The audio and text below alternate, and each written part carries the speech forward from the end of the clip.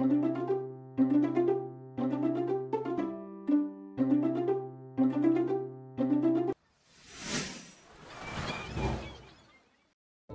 लेणी. अजिंठा लेणी ही महाराष्ट्रातील पहिले आश्चर्य आहे. ही लेणी पूर्वीचा औरंगाबाद आणि आताचा संभाजीनगर जिल्ह्यात येते. ही लेणी संभाजीनगरपासून 100 ते 110 किलोमीटर अंतरावर आहे. जाण्यासाठी 3 ते 4 तास लागू शकतात. जर तुम्हाला इथे पोहोचायचं असेल तर तुम्ही संभाजीनगर सेंट्रल बस स्टँडवरनं जळगावला जाणारी एस टी पकडू शकता. लेणीच्या पायथ्याशी आल्यावर तुम्हाला प्रत्येकी 15 रुपयाचं एंट्री तिकीट काढावं लागेल आणि नंतर थोडं चालत गेल्यानंतर तुम्हाला शटल बस स्टँड दिसेल.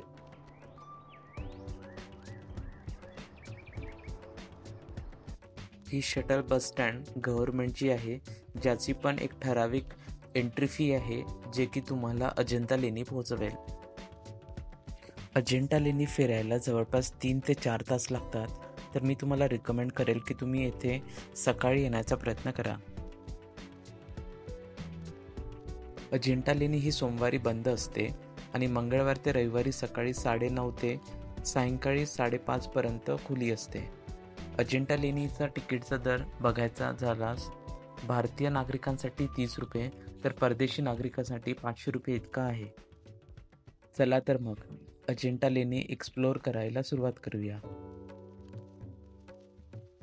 या लेण्यांचा शोध ब्रिटिश अधिकारी जॉन स्मिथ यांनी लावला. इसवी सन 1819 मध्ये स्मिथ वाघांच्या शिकारासाठी वाघाच्या मागावर गेला होता. तेव्हा वाघ अचानक गायब झाला. स्मिथने दुर्बिणातून पाहिलं तेव्हा 10व्या नंबरच्या लेण्यात वाघ आत गेला होता, परंतु तो बाहेर आला नाही. वाघाच्या शोधात असलेल्या स्मिथला या लेण्यांचा शोध लागला.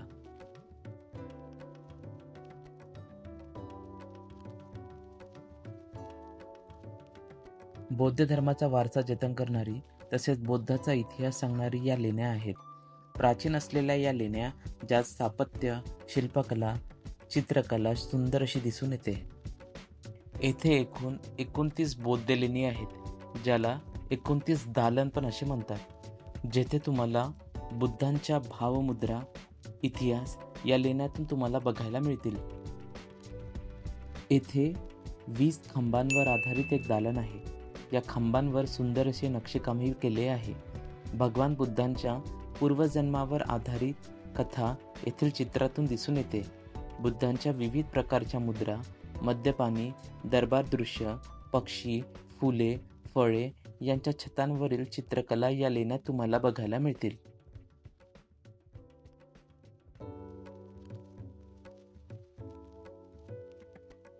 घनदाट जंगलात काळ्या कोरीव दगडात या लेण्या कोरल्या गेल्या आहेत. या लेण्या 2 वेगवेगळ्या कालखंडात निर्माण झाल्या असाव्या असा इतिहास सांगतो. काही लेण्या 2ऱ्या तर काही लेण्या 4थ्या शतकाच्या आसपास आहे, तर काही लेण्या 6व्या ते 7व्या या शतकाच्या आसपास असाव्या असे इतिहासकार सांगतात.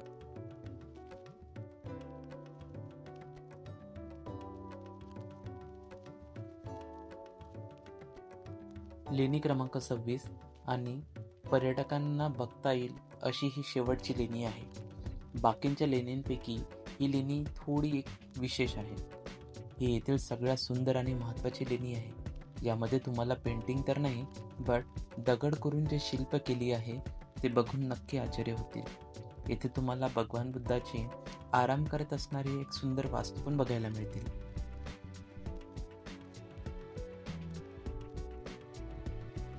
अजंता येथे असणारी प्रत्येक मूर्ती, पेंटिंग ही त्या काळची हिस्ट्री आणि तेव्हाचं कल्चर किती रिच होतं ते दाखवते.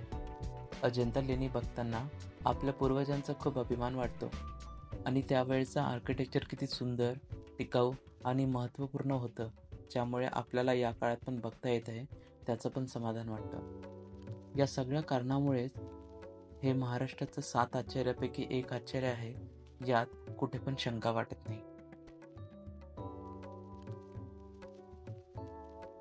येथे संपतोय माझा अजिंठा लेणीचा प्रवास.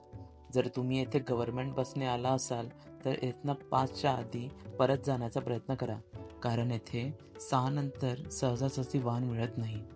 जर तुम्हाला माझा हा व्हिडिओ आवडला असेल तर नक्की लाईक, शेअर आणि सबस्क्राईब करा. भेटूया पुढच्या ब्लॉगमध्ये, जो मी दौलताबाद किल्ल्यावर केला आहे. So by that time keep travelling with Abhishri. Thank you.